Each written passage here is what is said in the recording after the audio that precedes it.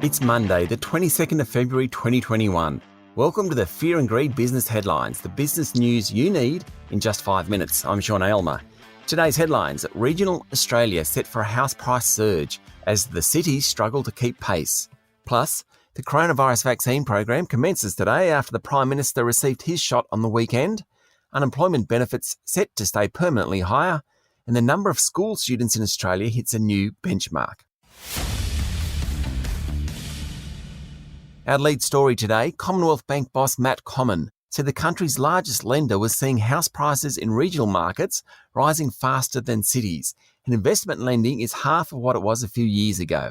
The smaller capital cities, Darwin, Canberra, Perth, are doing better than Sydney and Melbourne, he said, and that meant regulators would be less likely to step in and try and stem any momentum in the market. His comments were a far cry from a year ago, when he was forecasting a 10% drop in prices. Instead, the housing market surprised almost everyone, with falls measured in the low single digits, and Commonwealth Bank now forecasts that residential property prices will rise 14% over the next 2 years. The comments highlight a seismic shift in the mortgage market, triggered by the coronavirus. The lack of immigration and tourists, and the fastest pace of net migration away from cities to regional areas in the last 20 years, means that house prices in the big cities are underperforming, and first home buyers are back in the market big time. This is a good news story. Many people have been priced out of Sydney and Melbourne.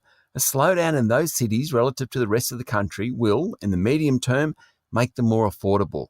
Technology and the work-from-home revolution may well have changed the economics of the housing marketplace forever. In overseas news, it's been 2 months since the first vaccinations against COVID-19 were rolled out, and according to the Bloomberg tracker, more than 200 million people have now received a jab. There's still a long way to go, but it's a good start.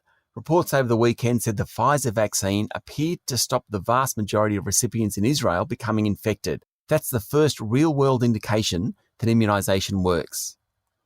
Wall Street closed broadly unchanged over the weekend. There's a shift from tech stocks to cyclical stocks at the moment, as investors believe the economy will pick up pace as a result of the vaccine rollout. Also, December quarter earnings results have been better than expected. And Uber drivers in the United Kingdom have had a landmark victory, with the Supreme Court finding they're entitled to workers' rights, such as minimum wage, paid holidays and rest breaks. The decision could well impact the gig economy, both in Europe and further afield, since it largely relies on workers being self-employed. Locally, Prime Minister Scott Morrison and Chief Medical Officer Paul Kelly were among the first Australians to receive a coronavirus vaccine yesterday, kicking off the national rollout. The first recipient was an 84-year-old Polish immigrant and aged care resident. Around 170,000 frontline healthcare, quarantine and border workers will receive a vaccination today. In other COVID-19 related news, the Fair Work Ombudsman and Safe Work Australia have told a parliamentary hearing that the overwhelming majority of employers will not be able to mandate vaccinations. Media reports over the weekend suggest the government will lock in a permanent increase in fortnightly dole payments as early as next week.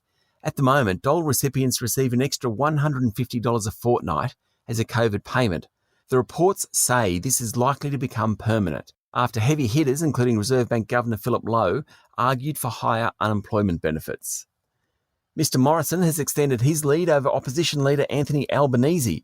According to news poll conducted for The Australian, Mr Morrison is the preferred Prime Minister, sitting on 61%, compared to Mr Albanese's 26%. On a two-party preferred basis, it's levelled at 50% apiece. A couple of results from Friday worth mentioning. Insurer QBE announced a big full-year loss of $1.9 billion and said it won't pay a dividend. Chief Executive Richard Price described last financial year as one of the most expensive in history for natural disasters claims, including Australian bushfires and hailstorms, fires in the United States and hurricanes in the Atlantic. Goodman Group is a property company that's doing well, and there's not too many of them around. The real estate and logistics giant has benefited from the rush to industrial space, in part due to the rise of e-commerce.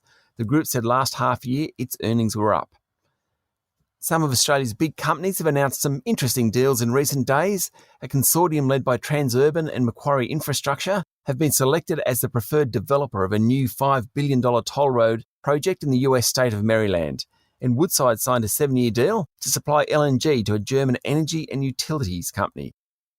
Media reports this morning suggest that Bank of Queensland is close to getting the go-ahead to purchase ME Bank.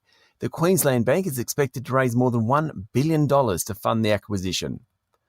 Earnings season continues this week. Around 60% of companies have reported, and 80% if you're counting on the basis of market capitalisation. That means there's plenty of small companies reporting in the next few days. The key message is that profits are rebounding strongly from the lockdown-impacted June half. And the number of school students in Australia hit 4 million for the first time in 2020. Crazy year for that milestone. That was 1.5% higher than a year earlier. The country hit the 3 million mark back in 1983. That's the Fear and Greed business headlines for today. Make sure you've hit subscribe so you don't miss out.